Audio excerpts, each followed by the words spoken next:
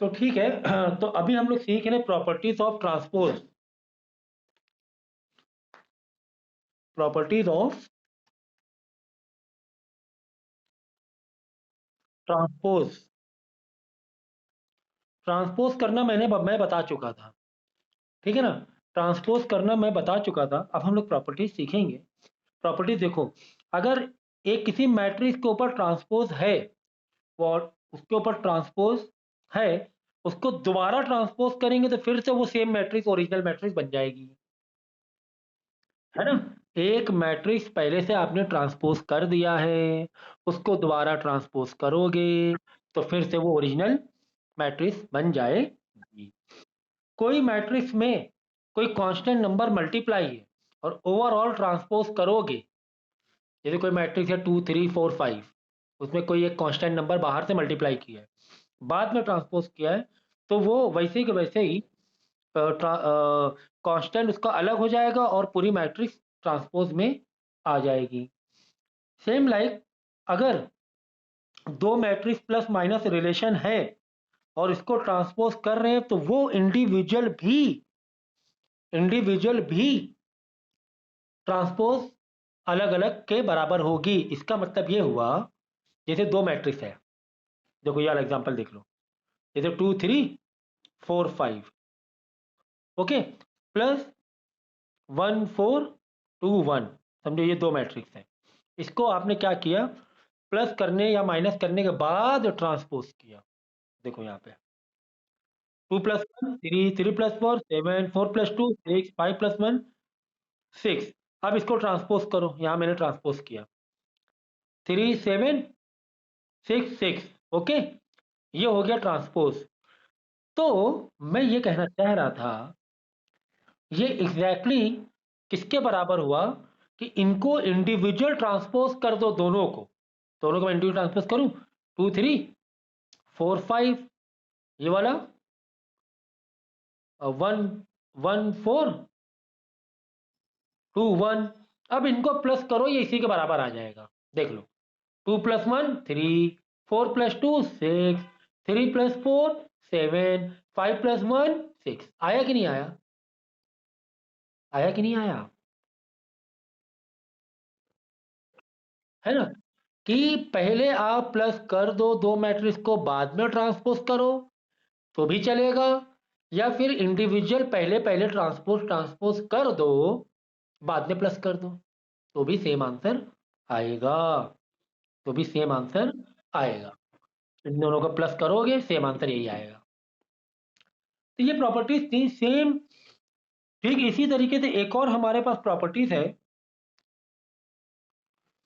कि अगर दो मैट्रिक्स को मल्टीप्लाई कर रहे हैं और उसके बाद ट्रांसपोज कर रहे हैं, पहले मल्टीप्लाई कर लिया बाद में ट्रांसपोज किया, बिल्कुल बराबर होता है अगर इंडिविजुअली ट्रांसपोज कर लो और बाद में मल्टीप्लाई कर दो, लेकिन पहले बी आना चाहिए बाद में ए। अगर यहां पर पहले ए बाद में बी है मल्टीप्लाई में, और बाद में मैंने ट्रांसपोज किया, तो यहां पर पहले बी वाली मैट्रिक्स हो उसको ट्रांसपोज करो, बाद में ए वाली मैट्रिक्स हो उसको ट्रांसपोज करके मल्टीप्लाई करो, तो बराबर होगा। ठीक है, मतलब कि ए बी को आपने मल्टीप्लाई के बाद में ट्रांसपोज किया और इंडिविजुअल ट्रांसपोज करने के बाद मल्टीप्लाई कर रहे हो सेम सीरियल से, तो ये बराबर नहीं होगा। पहले बी और बाद में ए ही आना चाहिए। जैसे ए और बी है, इन दोनों को मैं आपने मल्टीप्लाई किया बाद में ट्रांसपोज किया, ये बिल्कुल बराबर होगा। इसको अलग ट्रांसपोज किया, इसको अलग ट्रांसपोज किया, बाद में दोनों को मल्टीप्लाई कर दिया, लेकिन पहले बी बाद में ए, पहले बी वाला मैट्रिक्स बाद में ए वाला मैट्रिक्स। ठीक है, तो इसी का एग्जांपल लेके आप इसे सॉल्व कर सकते हैं।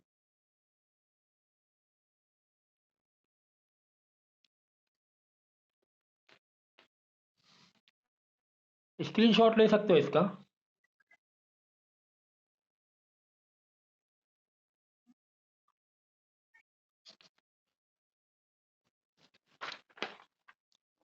ठीक इसी तरीके से सिमेट्रिक मैट्रिक्स और स्क्यू मैट्रिक्स में कुछ प्रॉपर्टी समझेंगे हम लोग ट्रांसपोज की।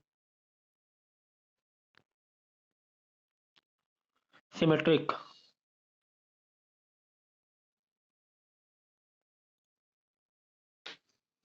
इसमें क्या कहा जा रहा है, स्क्वायर मैट्रिक्स होना चाहिए।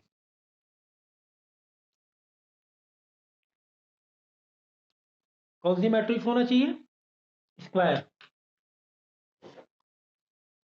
इसमें यह कहा जा रहा है कि अगर कोई स्क्यू मैट्रिक्स है तो उसका ट्रांसपोज उसके ओरिजिनल मैट्रिक्स के बराबर होगा। नहीं, अगर कोई स्क्यू मैट्रिक्स है तो उसका ट्रांसपोज उसके नेगेटिव मैट्रिक्स के बराबर होगा। और अगर कोई,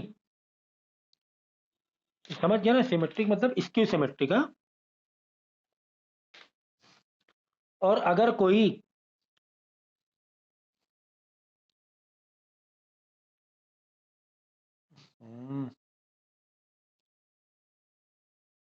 नहीं, ठीक है, सिमेट्रिक मैट्रिक्स स्क्यू सिमेट्रिक इसको कह दो।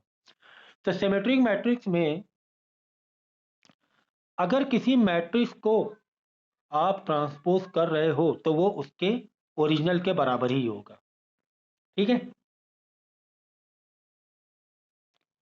स्क्यू सिमेट्रिक में अगर किसी मैट्रिक्स को ट्रांसपोज कर रहे हो तो वो निगेटिव में आंसर आ जाएगा। ओके, और अगर सिमेट्रिक मैट्रिक्स है स्क्वायर तो ट्रांसपोज उसके ए के बराबर ही आएगा। ठीक है, एग्जाम्पल के तौर पे इसे जे आई क्या है, रोज एंड कॉलम के प्लेसेस। और ये square matrix N into N मतलब स्क्वायर, जितना एन रोज है उतना कॉलम भी एन है, बराबर होगा ए आई जे के। और यहां पर जे आई यानी कि एन क्रॉस एन बराबर होगा ए आई जे के एन क्रॉस एन। पुराने लेक्चर पूरा रिवाइज करके आए हो ना। कुल मिला के जो भी आंसर निकलेगा ये इसके बराबर होगा, जे आई और आई जे के। यहां पर रोज और कॉलम लेकिन जे आई होंगे, लेकिन यहां पर क्या हो जाएंगे, माइनस जे आई आई जे, मतलब समझ रहे हो ना, क्योंकि हम लोग ट्रांसपोज कर रहे हैं, आई का जे का आई कर रहे हैं, रोज का कॉलम कॉलम का रोज कर रहे हैं, आई जे के बराबर। ओके, एग्जाम्पल के तौर पे अगर मैं बोलूं एक मैट्रिक्स है ए 20-7 03,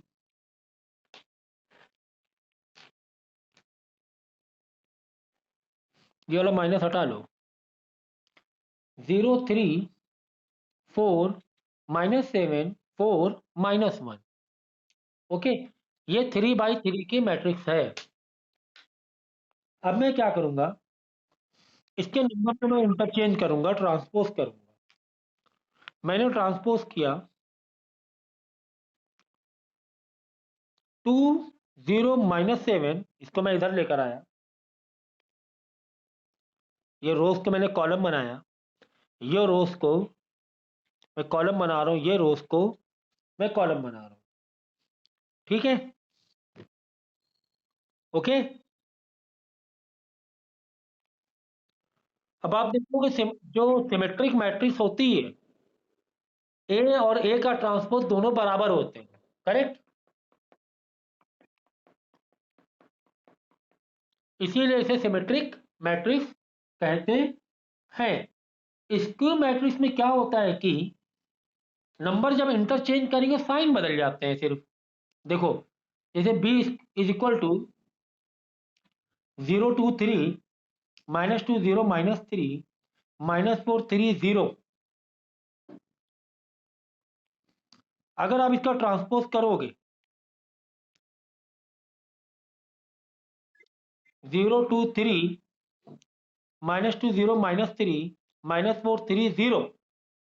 देखो 0 2 3 प्लस में था, अब ये देखो माइनस में आ गया। इसका मतलब ये स्क्यू सिमेट्रिक मैट्रिक्स है, क्योंकि बी का आंसर माइनस में बी टी आ रहा है, या फिर ये भी कह सकते हो बी टी का आंसर माइनस बी आ रहा है, कुछ भी कह लो, स्क्यू सिमेट्रिक है। स्क्यू माइनस में आंसर आ रहा है।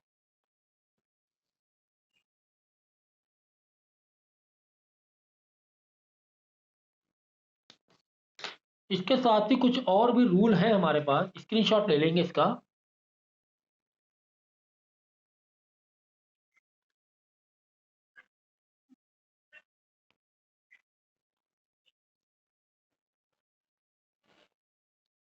हो गया।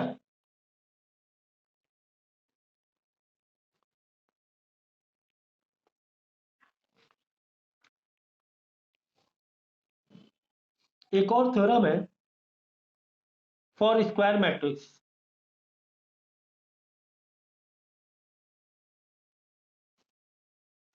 ए प्लस ए टी हमेशा सिमेट्रिक ही निकलेगा, दोनों को प्लस करो।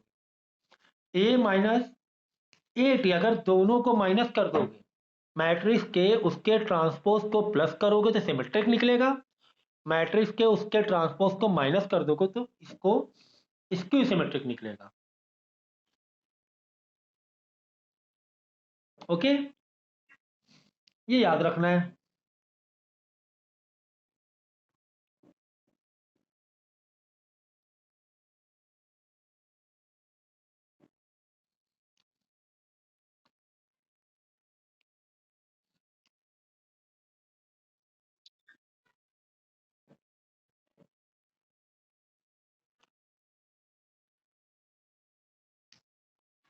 अब हम लोग पढ़ेंगे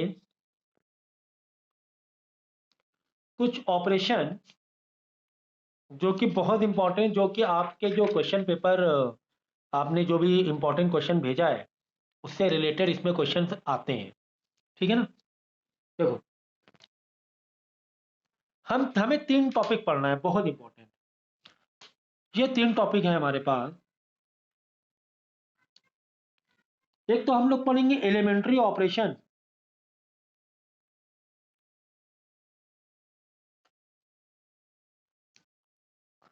एक टॉपिक पढ़ेंगे अब हम लोग invertible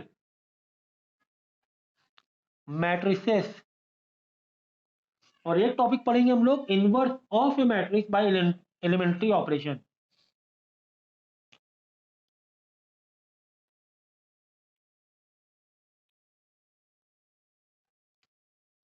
of a matrix by a elementary operation.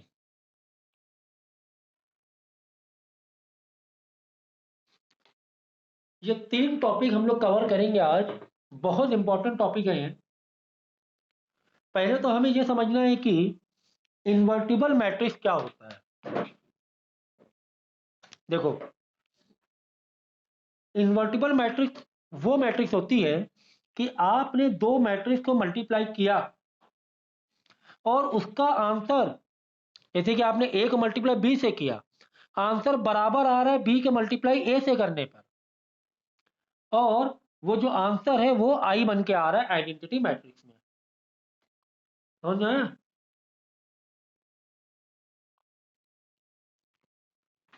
कोई मैट्रिक्स ए है, कोई मैट्रिक्स बी है, दोनों को मल्टीप्लाई कर रहे हैं, तो उसका आंसर अगर पलट के भी मल्टीप्लाई कर रहे हैं, पहले ये रख रहे हैं बाद में ये रख रहे हैं, जबकि हर मैट्रिक्स में नहीं होता है, इसमें नहीं होगा, देख लेना आप इसको इसको मल्टीप्लाई करो फिर ऑर्डर चेंज कर दो, अगर ये इन्वर्टिबल मैट्रिक्स होगा तो ही आंसर सेम आएगा। ऑर्डर चेंज करके देखो, 1 4 2 1 को पहले रखो, 2 3 4 5 को बाद में रखो, और फिर मल्टीप्लाई करो, आंसर सेम नहीं आएगा। तो आंसर सेम कब आएगा?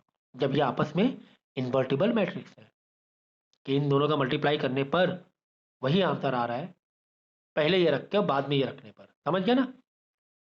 समझ गया? तो वो होगा, और वो जो आंसर होगा वो आइडेंटिटी मैट्रिक्स हो जाएगा। यानी ऐसे 2 मैट्रिक्स जिनका मल्टीप्लाई करने पर आइडेंटिटी मैट्रिक्स में आंसर आ रहा है, आइडेंटिटी मैट्रिक्स में आंसर आ रहा है, 1001 ऐसे आंसर आया जा रहा है। तो अपने आप में हर एक मैट्रिक्स का सिर्फ एक ही जोड़ीदार मौजूद है इस पूरे यूनिवर्स में, कि जिसका आपस में मल्टीप्लाई करें तो पलट के ऑर्डर में मल्टीप्लाई करने में सेम आंसर है, और कोई जोड़ीदार नहीं हो सकता। लाखों आप सर्च करो, एक ही ऐसी जोड़ी मिलेगी जहां पे ए का बी मल्टीप्लाई करने पर बी का ए मल्टीप्लाई करने में दोनों बराबर होंगे, और दोनों जब मल्टीप्लाई करोगे तो उसका आंसर आई आइडेंटिटी में आ जाएगा। ऐसी सिर्फ एक ही, मतलब एक बार में एक ही होता है, हर बार किसी से भी नहीं होता है। जैसे ए इंटू बी हो रहा है तो ए इंटू सी नहीं होगा, कोई और मैट्रिक्स नहीं होगी कि ए सी में भी सी ए हुआ जा रहा हो। बात समझ में आई? इसको बोलते हैं इन्वर्टिबल मैट्रिक्स। क्या बोलते हैं? तो इसको लिखेंगे कैसे? इसको ऐसे लिखेंगे हम लोग कि ए बी का या बी ए का इन्वर्टिबल मैट्रिक्स है। ऐसे ए का इन्वर्स बी है, या फिर बी का इन्वर्स ए है, कुछ भी बोल लो, आपस में एक दूसरे के लिए ये इन्वर्टिबल है। अपने आप में एक ही जोड़ी होती है, ये एक दूसरे के लिए यूनिक होते हैं, यूनिक यूनिक होते हैं। और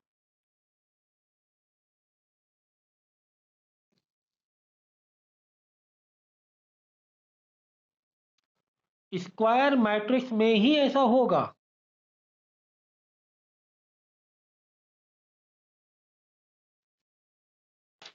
ये भी समझ लो, रेक्टेंगल में नहीं होगा, ये फंक्शन काम नहीं करे।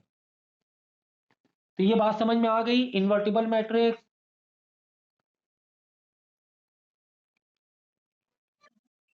एक दो और लॉ ले सकते हैं हम लोग, ये जैसे मैंने बताया, तो ए और बी आपस में एक दूसरे के लिए यूनिक होंगे। अगर ए का इन्वर्स बी है तो ए का इन्वर्स सी नहीं हो सकता, बी ही होगा उसके दुनिया में, बस, और कोई बनी नहीं। ठीक है, एक और इसका लॉ लिख लो कि अगर ए और बी का मल्टीप्लाई किया और बाद में इन्वर्स किया तो डेफिनेटली ये सेपरेट, आप इनको इन्वर्स करोगे तो सेपरेट भी आपस में मल्टीप्लाई होंगे, लेकिन ए इधर बी है तो यहाँ बी और ए होगा, मैट्रिक्स का ऑर्डर यहाँ बदल जाएगा। या फिर ए बी को होल में ट्रांसपोज किया, ये मैं बता चुका हूँ, जिस तरह बी टी और ए टी हो रहा था, पहले बी फिर बाद में, मतलब ए बी को मल्टीप्लाई किया फिर ट्रांसपोज किया। अगर हमें इक्वेट चाहिए तो पहले बी का ट्रांसपोज ए का ट्रांसपोज में पहले बी के ट्रांसपोज को ए से मल्टीप्लाई करो। इसी तरह इन्वर्टेबल वाली भी यही कहानी है। समझ में आया? तो एग्जाम्पल के तौर पे एक सेट ले लें क्या, कि इन्वर्टिबल का एग्जाम्पल से समझने की कोशिश।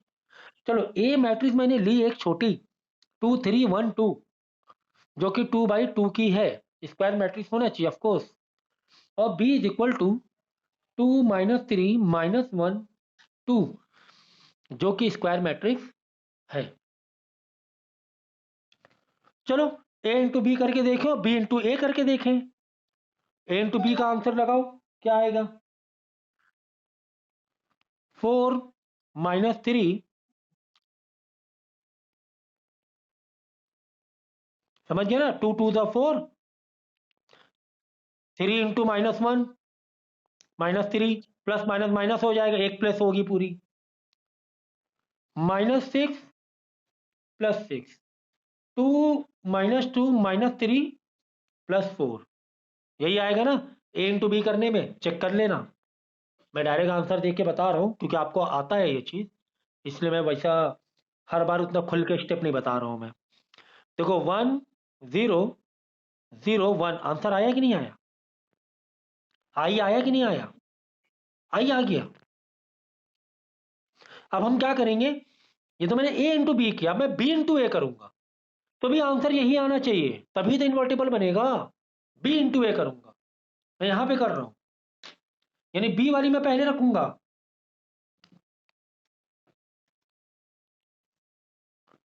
ए वाली मैं बाद में रखूंगा और मैं मल्टीप्लाई करूंगा और आंसर सेम आना चाहिए।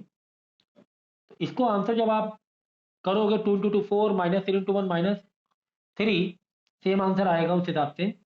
तो 1 0 0 1 भी इधर सेम आंसर आ जाएगा, देख लो।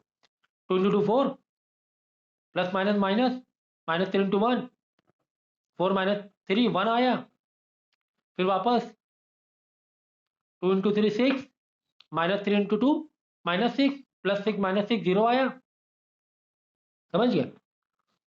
तो b इंटू ए मैं कर रहा हूं, यहाँ पे मैंने यहाँ b लिखा, यहाँ मैंने ये रखा।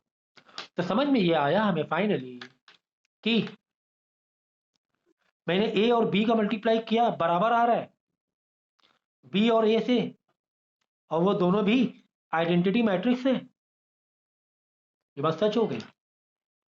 इन्वर्टिबल मैट्रिक्स, ये दोनों आपस में एक दूसरे के लिए इन्वर्टिबल मैट्रिक्स है, इन्वर्टिबल मैट्रिक्स है। अब सवाल ये है कि हमें अगर ए मैट्रिक्स मालूम है, हमें पता है कि ए है और बी हमें नहीं मालूम है, तो बी को हम कैसे ढूंढे, ये क्वेश्चन आता है एग्जाम में कि ए का कोई एक मैट्रिक्स है, उसकी कोई एक मैट्रिक्स अवेलेबल है इन्वर्टिबल, एक ही, सिर्फ एक ही, तो वो है कौन सी। ये तो हमें डायरेक्ट दे दिया गया था। चलो, अगर सिर्फ ए दिया होता, हमें ढूंढना होता कि ए का इन्वर्टिबल मैट्रिक्स बताओ, तो हम कैसे ढूंढते। ये कॉन्सेप्ट हम लोग अब कंटिन्यू करेंगे। स्क्रीनशॉट ले लो।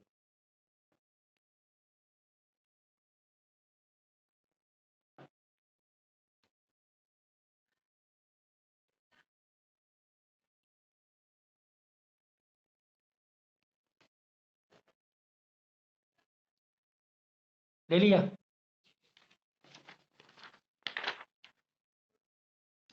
अब हम लोग पढ़ेंगे एलिमेंट्री ऑपरेशन, इसी चीज को पता करने के लिए।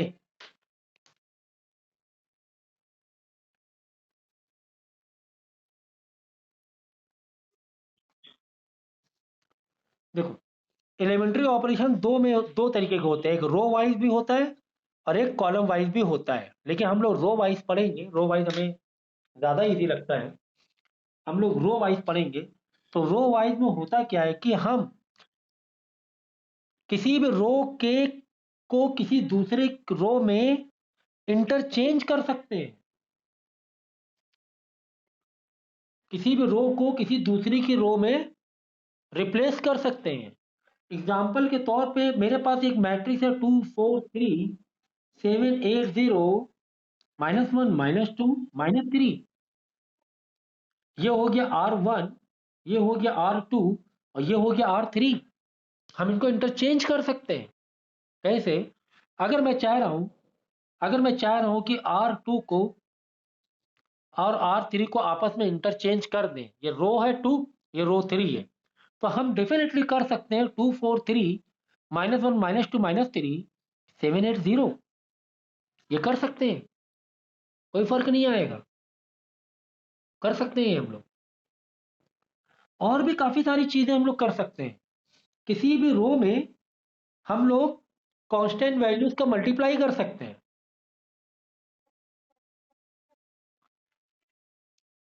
किसी भी रो में हम लोग कांस्टेंट वैल्यू का मल्टीप्लाई कर सकते हैं।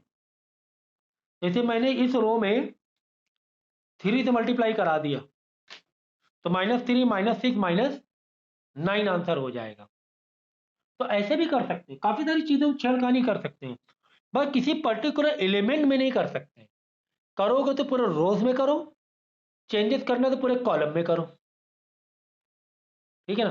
मतलब एक बार में एक कॉलम में या एक बार में एक रो में, ऐसा नहीं कि तीनों पूरे रो में करना पड़े, ऐसा नहीं, ये हम लोग कर सकते हैं। तो ये क्यों करना है, सवाल तो ये हमें करना क्यों है।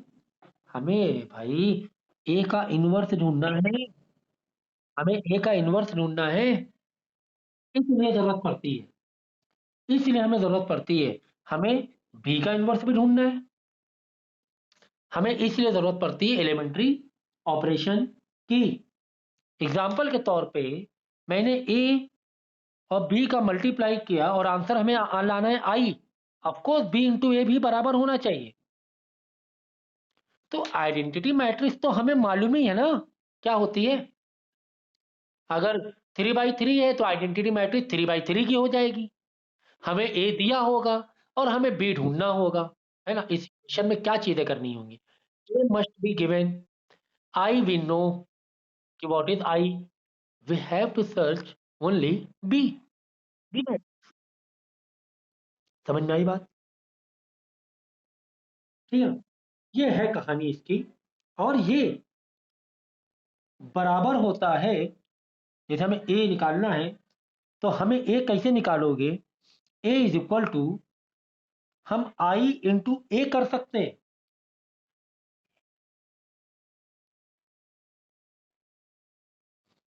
क्योंकि क्योंकि आई इंटू ए बराबर होता है ए इंटू आई के, और बराबर होता है ए के। ये प्रॉपर्टी है। ए की जगह हम लोग आई इंटू ए भी लिख सकते हैं, ए की जगह आई इंटू ए भी लिख सकते हैं। तो ठीक है। तो सवाल ये है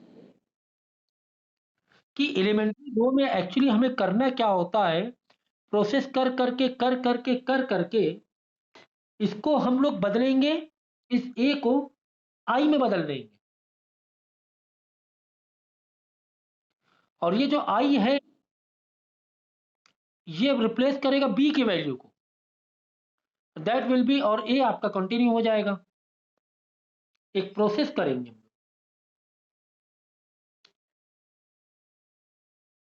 तो इसके बाद क्या होगा, ए का इन्वर्स जब हमारे पास आ जाएगा तो वही तो हमारा बी होगा, वही हमारा बी होगा। क्यों? क्योंकि हमारे पास एक और प्रॉपर्टी है कि मैं अगर ए और ए इन्वर्स को मल्टीप्लाई करूं तो उसका आंसर आई के बराबर होता है। ए और ए का इन्वर्स, ए का इन्वर्स मतलब बी, ए और ए का इन्वर्स मतलब बी को मैं मल्टीप्लाई करूं तो वो आई के बराबर होता है। ठीक है, समझ में आ गया। तो शायद थोड़ा सा ऊपर ऊपर से जा रहा होगा, लेकिन मैं एक क्वेश्चन कराऊंगा तो समझ में आ जाएगा। ठीक है ना, स्क्रीनशॉट ले लो पहले। चलो, और समझ लो लॉ। जिस तरह मैंने यहाँ पे इंटरचेंजिंग वाला बताया कि ये जो हमें प्रोसेस करना होता है, हमें बदलना होता है रोज या कॉलम को, रोज ही पकड़ो अब, इसकी इसको बदलने के क्या क्या तरीके, एक तो ये तरीका है रोज को आपस में पलटी मार दो। जैसे कि एक और तरीका बताया था, किसी भी रो में आप उसमें कांस्टेंट वैल्यू बदल सकते हो, मतलब मल्टीप्लाई करके वैल्यू बदल सकते हो। जैसे मैंने इस रो में 2 से मल्टीप्लाई कर दिया पूरी रो में, तो क्या हो जाएगा, -2 -4 -6 हो जाएगा ये। ठीक है।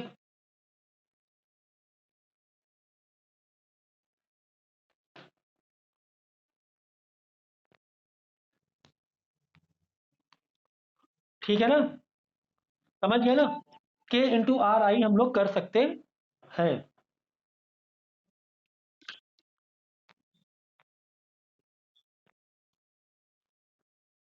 समझ में आया। क्या और कर सकते हैं हम लोग, अरे भाई करके दिखाई दे रहे हैं, देखो 2 3 4 5 है, तो इसको डेफिनेटली किससे मल्टीप्लाई करते हैं, 3 से मल्टीप्लाई करते किसी रो में। चलो सेकंड रो में मैं 3 से मल्टीप्लाई कर देता हूँ, सेकंड वाली रो में। तो क्या हो जाएगा ये 2 3, अगर मैं 3 से मल्टीप्लाई करूँ, के की जगह मैं यहाँ पे 3 लिखूँ, तो 3 4 12, 3 5 15। ओके, ये हो जाएगा। ओके, ओके, ऐसा हम लोग कर सकते हैं, कोई दिक्कत नहीं, कोई दिक्कत नहीं। और क्या कर सकते हैं सर, और बता रहे हैं क्या कर सकते हैं। चलो यहीं पे बता दूं। चलो, किसी भी रो में हम इंटरचेंज कर सकते हैं। कैसे? उसी रो में प्लस या माइनस कर दो, उसी की कांस्टेंट वाली रो का मल्टीप्लाई, ऐसे ये कर सकते हैं हम लोग। कैसे सर, नहीं समझा। सुनो, जैसे मैं दूसरी वाली रेख में छेड़खानी कर रहा हूँ ना, दूसरी वाली रो में मैं छेड़खानी करूंगा। देखो कैसे।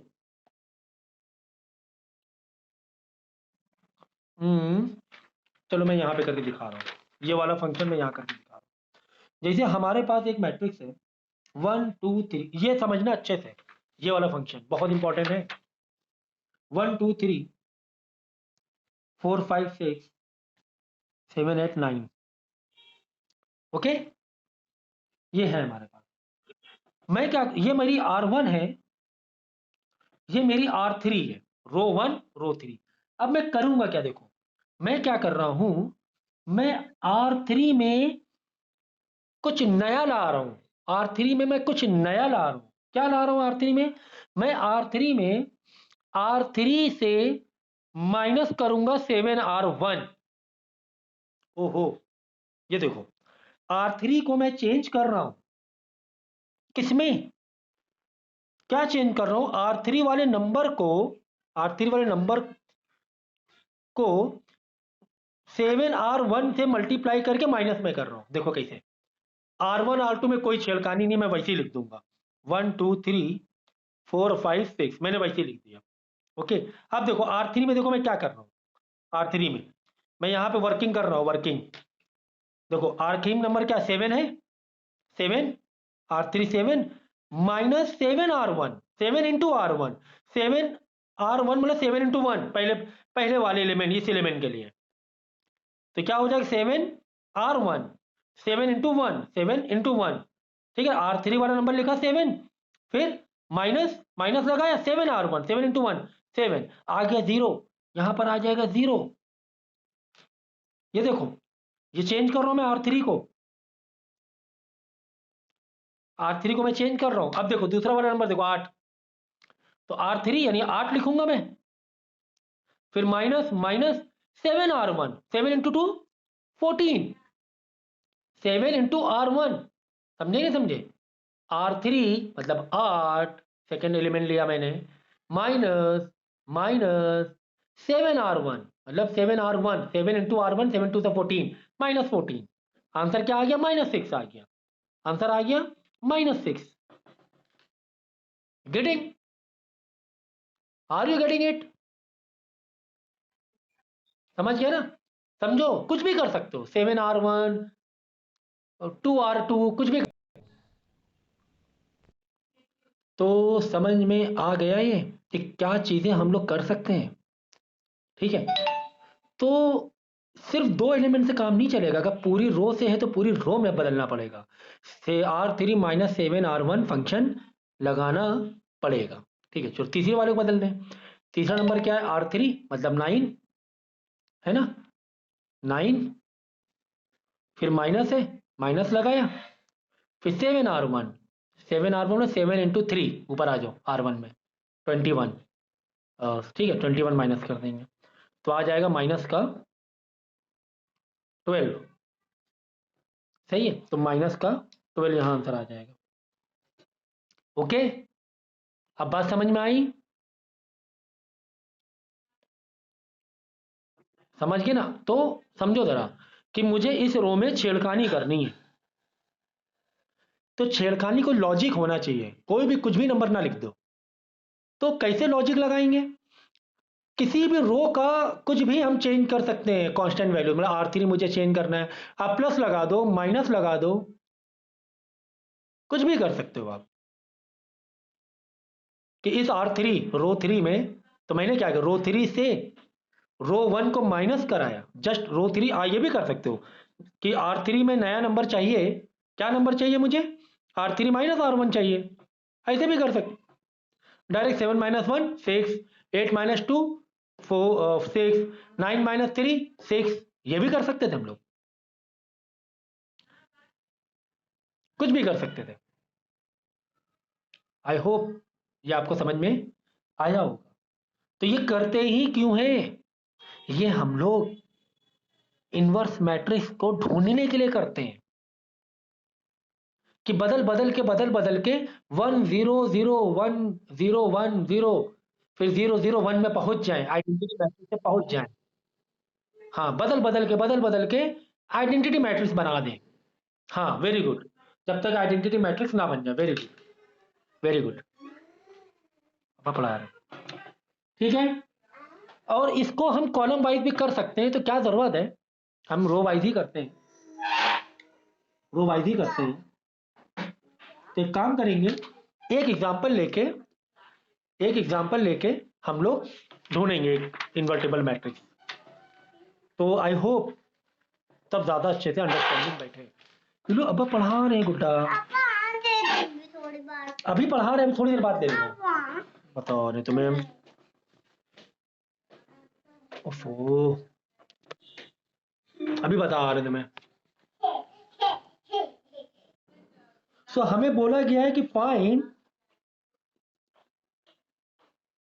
Inverse of 1 3 2 7। ओके, इसका हमें इनवर्स फाइंड करना है। मम्मा तो बोलो वो इलू से स्केच पेन ही ले जाओ,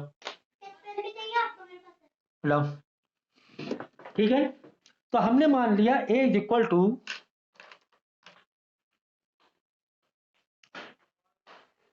यही वाला नंबर 1 3 2 7। अब इसका हम इन्वर्टेबल या इनवर्स मैट्रिक्स ढूंढेंगे। तो हमें क्या है, हमारे पास फॉर्मूला, ये हमारे पास फॉर्मूला है, A is equal to I into A, ये हमारे पास फॉर्मूला है, ठीक है, ये हमारे पास फॉर्मूला है।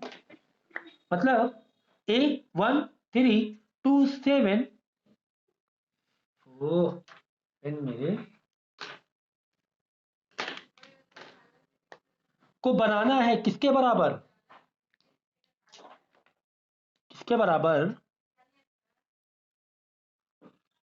आई 1 0 0 1 इंटू ए, इंटू ए। मतलब तुम ऐसे कह सकते हो, फाइनली हमें करना क्या है, हमें ऐसा करना है कि I is equal to B into A करना है। यानी कि आई मतलब 1 0 0 1, ठीक है। हम बी यानी इन्वर्सिबल मैट्रिक्स निकालेंगे यहां पर, समथिंग इंटू ए करेंगे। तो यहां पे ऐसा दिमाग लगाना है कि कुल मिला के ये जो 1 3 2 7 है, ये 1 0 0 1 हो जाए। कुल मिला के बात समझो ये, ठीक है ना, कुल मिला के हमें ये बात समझनी है। देखो मतलब कि 1 यहाँ 1 है, ठीक है, 3 0 बन जाए, 2 0 बन जाए, 7 1 बन जाए, कुछ इस तरीके का है। तो मैं क्या फंक्शन लगा लूं, इसको छेड़खानी स्टार्ट करूं या इससे छेड़खानी स्टार्ट करूं।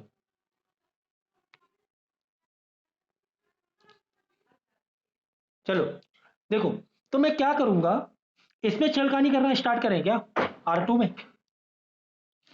तो R2 में मुझे नया चाहिए, कैसे नया चाहिए, मैं R2 से R1 को माइनस करूंगा, लेकिन 2 मल्टीप्लाई R1 करूंगा, है ना।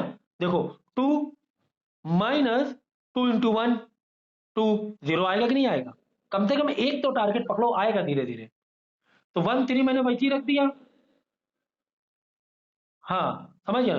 तो R2 मतलब 2 माइनस 2 R1, 2 इंटू 1 2 यानी 0, यहां पर सेम, हाँ 7 माइनस, हाँ 2 3 जा 6, वेरी गुड 1। चलो एक नीचे वाले काम तो खत्म हुआ, चलो और देखते हैं।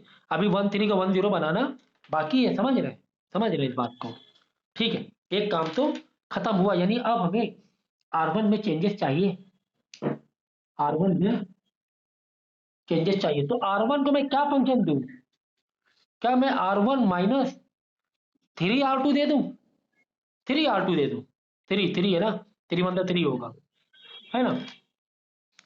तो कुछ ऐसे समझो, R1 को ये 0 1 तो फिक्स कर दो, 0 1 तो फिक्स हो गया, टेंशन नहीं है। ऊपर वाली रो देखो, R1 में बदलाव चाहिए, तो R1 में क्या चाहिए, R1 minus 3 R2, 3 into 0 0, 1 minus 0 0, कोई टेंशन नहीं है, सॉरी 1 माइनस 0 मतलब 1, 1 माइनस 0 समझिए ना, R1 मतलब 1 माइनस 3 R2, 3 R2, 3 इंटू 0 0, तो 1 माइनस 0 मतलब 1 ही होगा। अब 3 वाले, क्योंकि हमें इसको चेंज भी नहीं करना था।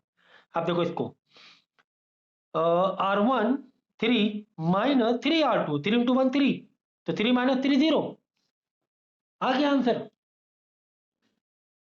1001 कर रही है हमने।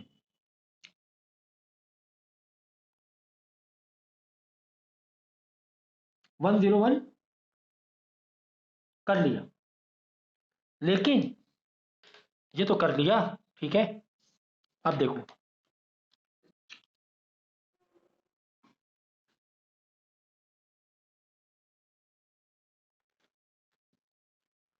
अब क्वेश्चन तुम्हें क्या दिया गया था? देखो अभी हमें बी वाली निकालना है ना, ये तो आई निकल गया, ठीक है ना। यानी कि इसको हमने, जो फॉर्मूला था हमारा, ए को हमने आई बना दिया, यानी कि 1001 कर लिया।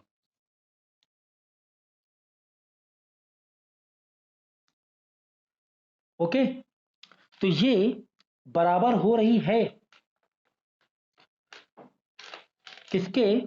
7 - 3 -2 1 डॉट ए के। कैसे ये चीज कैसे हो रही है? देखो कॉन्सेप्ट समझो। यहां पे हमने शुरुआत में आपको क्या बोला था कि ये जो इक्वेशन है a is equal to I into A के साथ है। बात समझ में आ गई? ठीक है ना। और एक फॉर्मूला बताया था आई इज इक्वल टू किसके बराबर होता है? बी इंटू ए के बराबर होता है, ये भी बताया था। ये जो बी होता है वो क्या होता है? ये ए का इनवर्स होता है। जो बी मैट्रिक्स है वो क्या होता है? हमें आई तो हमें मिल गया, आई क्या मिल गया? हमें मिल गया क्या? 1001 हम लेकर आ गए, इसी को आई को तो लेकर आ गए क्या? 1001 ये तो लेकर आ गए, ठीक है ना। अब यहां पर बी का जो रोल है, बी का आंसर कैसे आएगा?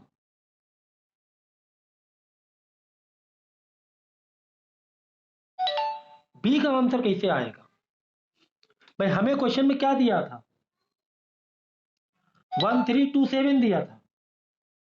हमने पहले क्या बनाया? हमने पहले तो क्या बनाया? पहले एक रो, हाँ, एक नीचे वाली रो को चेंज किया, फिर ऊपर वाली रो को चेंज किया।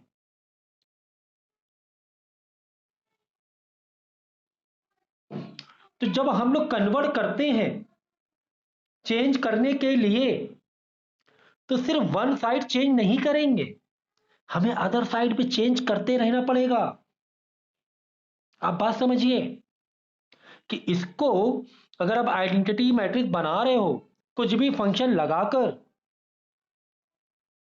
तो इधर साइड का भी चेंज होता रहेगा। ये जो हमारा मेन इक्वेशन यही थी ना, A is equal to I into A. तो यहां तो तुम ए को आई बना रहे हो, तो यहां पर भी तो छेड़खानी करनी पड़ेगी। जो छेड़खानी इसमें कर रहे हो वन साइड, अदर साइड भी सेम करना पड़ेगा। अब बात समझ में आई?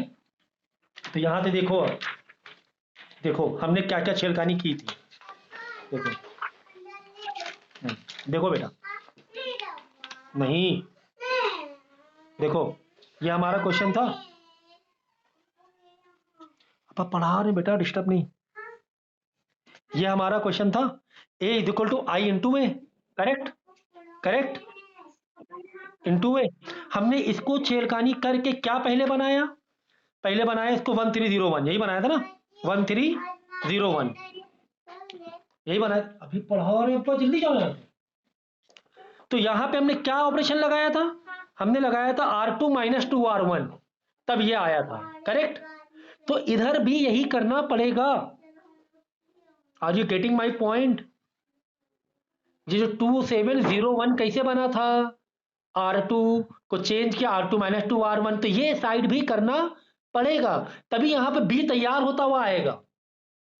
करो चेंज, R2 R1 में तो कोई छेड़खानी नहीं। देखो यहाँ पे R2 यानी कि R2 से माइनस करना, -2R1, तो 2 इंटू 1 2 -2 0 -2 -2, करेक्ट? 1 का भी देखो यहाँ का, R2 -2R1, यानी 1 में से माइनस करना है 0 कहीं ना कहीं से ना। 1 में से 2R1, 2 इंटू 0 0, R2 में से, मतलब 1 में से -2R1, 2 इंटू 0, तो यानी कि 1 का 1 ही आ जाएगा, ये आ गया इंटू ए। फिर हमने क्या किया था, इसमें एक और ऑपरेशन लगाया था, इसको चेंज किया था। क्या ऑपरेशन लगाया था हमने, ये लगाया था, R1 में छेड़खानी की थी, R1 माइनस 3R2 किया था। जब मैंने R1 माइनस 3R2 किया तो ये वाला चेंज होकर 1001 हो गया था। तो क्या यहां पर नहीं छेड़खानी करेंगे, यहां पर भी करना पड़ेगा, यहां पर भी करना पड़ेगा, तो यहां पर भी करेंगे। चलो, क्या लगाया था ऑपरेशन, R1 में बदलाव करना है, किससे, R1 मतलब 1 minus 3R2, minus 3 into minus 2 minus minus plus हो जाएगा और 7 हो जाएगा, करेक्ट, मेरे ख्याल से 7 हो जाएगा। ओके, ये वाला देखो, R1 यानी 0 में से क्या माइनस करना, 3 इंटू 1 3, तो 0 माइनस थ्री हो जाएगा, और -1 जैसा है वैसे ही चलाएंगे इंटू ए। अब आ गई बात समझ में, अब आया है आंसर आपका, अब आ गए आंसर, ये देख लो, यही आंसर है ना आपका, I is equal to B into A. ये देखो बी आ गया, ये देखो बी आ गया,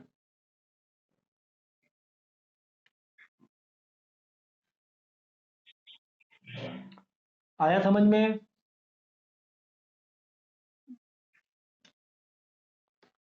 ठीक है ना। तो हमने क्या किया, हमें जो क्वेश्चन दिया रहेगा हमें पहले फ्रेम करना पड़ेगा। कैसे फ्रेम, स्टार्टिंग कहां से लेना पड़ेगा, स्टार्टिंग ऐसे लेना पड़ेगा, A is equal to I into A. ऐसे देखो, A is equal to I into A, इसको लाना पड़ेगा, इसको बनाना पड़ेगा आई, और ये अपने आप बी बन के आएगा, बी बनता आएगा। ये है कहानी, A is equal to I into A, हमें ये फॉर्मूला रखना है। तो ए को बदल बदल के आई बनाना है। ये आई, अब जब इसको बदल रहे हैं तो यहाँ पे छेड़खानी करनी पड़ेगी अपने आप, इसकी छेड़खानी की वजह से, इसमें ऑल्टरेशन की वजह से आई को भी ऑल्टरेशन करना पड़ेगा। जो भी ऑल्टरेशन हो जाए, जब तक ये आई नहीं बन जाता है, जब तक क्या ऑल्टर, इसमें 2 स्टेप लेने पड़े ना, एक स्टेप 2 स्टेप लेने पड़े हमें, हो सकता है 3 लेने पड़े जाए, हो सकता है 4 लेने पड़े जाए। तो जो भी स्टेप बन जाएगी, ए आई बन जाए, तो जो भी आंसर इस साइड बदलते हुए आएगा वो बी बन जाएगा, उसी को फिर बोलेंगे इनवर्स मैट्रिक्स ए का। क्या बोलेंगे कि ए का इनवर्स क्या, बी, जो बी क्या आया है वो ये आया है। ये कहानी थी। तो इसको स्क्रीनशॉट लो, कम से कम 3 बार ये सम करना, स्क्रीनशॉट लो, स्क्रीनशॉट ले लो।